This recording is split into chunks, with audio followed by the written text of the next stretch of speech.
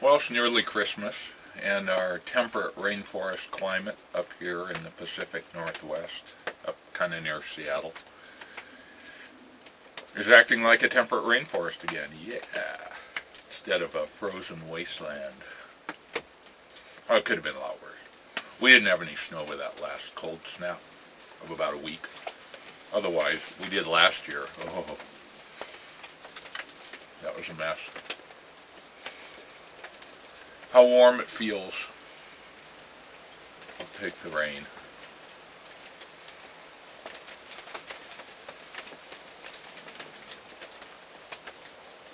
Just wanted to talk about a few things. First of all, to note that the Boeing 787 flew for the first time yesterday.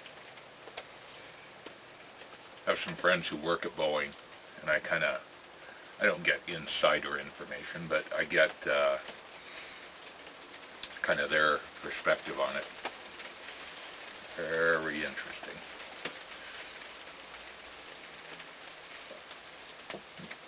This is a Dr. Grabow freehand. No, it's not real big. It's about 2 inches in height. I kind of like the shape. And the wood isn't bad. Some of them have weird rustication that I truly don't like, but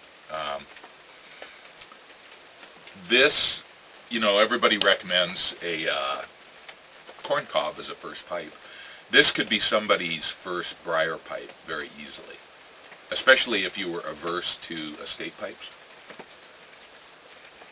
because these are quite inexpensive. In the U.S. they're about usually less than $30, somewhere around $30. It's a reasonable sized pipe. It's a great smoking pipe, carved in the U.S. Quite satisfying. So, a value pipe, but a good one. Smoking some Stockabee English Oriental Supreme, which is good. I like it.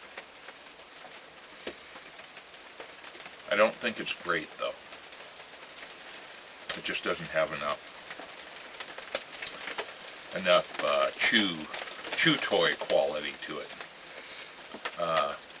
Quite enough substance for me. When I smoke, I really want to taste that tobacco, and this is good. It's medium, maybe on the lighter side of medium, and there is some little bit of complexity in there. Some English. I'm sorry, some Virginia. You can kind of taste the Virginia a little bit, just that little maybe sweetness, roundness to it. Kind of a very light caramel quality. Sort of a baritone of Latakia. And then there are the Orientals, which I'm not sure quite what they are, but there's a kind of it isn't a spiciness, it's or a sourness.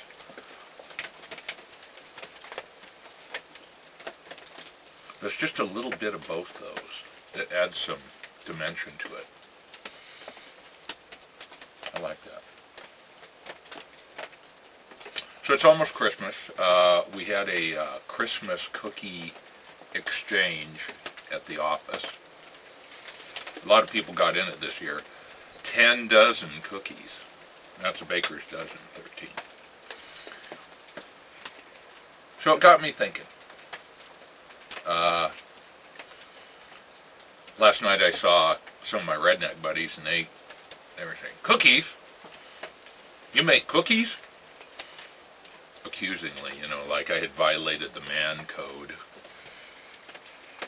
I'm a single guy. If I don't do it, nobody does it. So, yeah, I house clean too. Yeah, I do laundry too. So I don't have a female slave. Okay, I'm fine with that.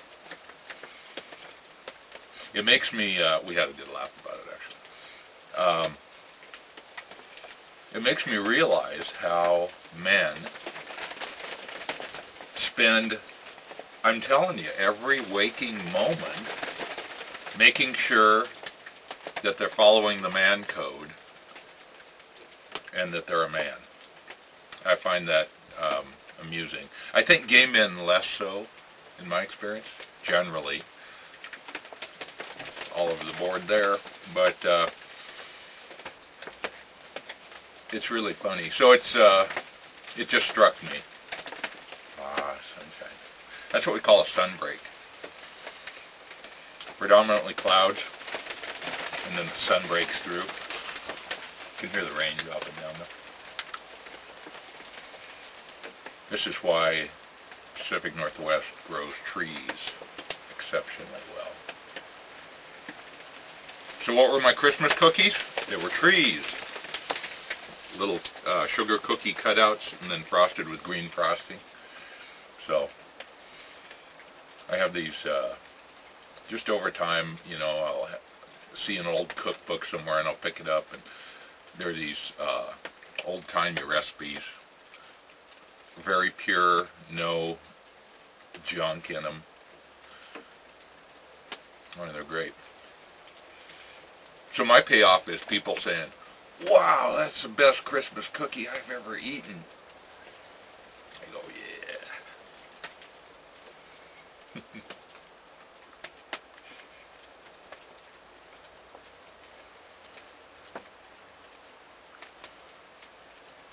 Anyway, just random thoughts as always. There was, we had our company Christmas party over the weekend, and a guy I know, big burly guy, straight as straight. In fact, he's sort of notorious for getting a few beers under him and just taking random swings at people. So it's like, oh, Brian, have you had anything to drink? So anyway, he shows up with his wife, well, girlfriend, in a freaking utila kilt, in a kilt. Man code violation, a dress in public. Or that was kind of, see, that kind of dinged my man code sensor, you know. So I'm not sure I'm ready to wear a kilt in public. Plus, I do have a wee bit of Scottish in me, in my Heinz 57 Baskin Robbins 101 flavors background. So, gee, I suppose I could justify it that way, but yeah, it dinged my man code sensor, and it was like, wow. Now that's the kind of guy though that I just utterly respect. They're just so comfortable being who they are that they can do anything, you know. I want to be like that when I grow up. I think I'm pretty much there. Hope you all are too. May you have sun breaks of your own.